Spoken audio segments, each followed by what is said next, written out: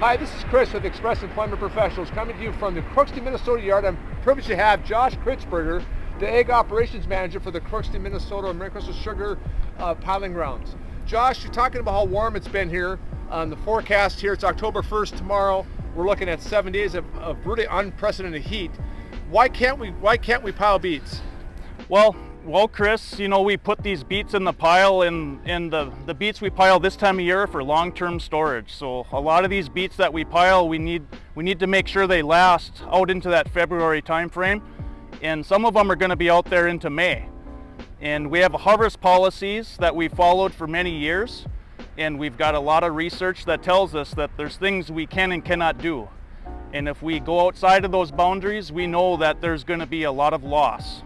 And when I say loss, it may not be discards or throwing beets away, it's sugar loss. So when we put these sugar beets in a pile, from day one, they're burning sugar.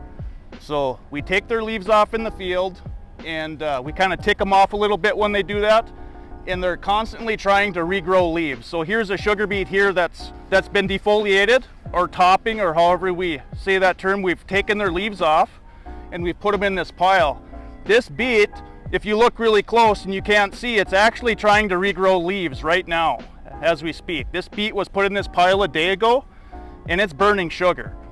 So we know from previous in history that we need to put these beets in the pile at 55 degrees or less.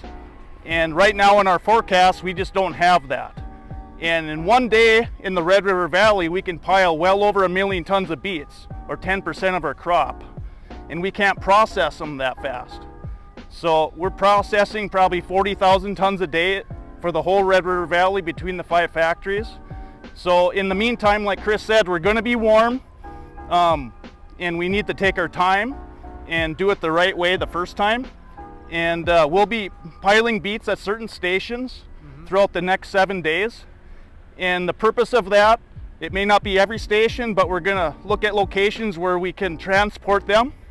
And we probably won't be piling any more than a couple days of beet inventory for the factories. I think one thing you brought up, Josh, was too that 40,000 tons a day is what they can process.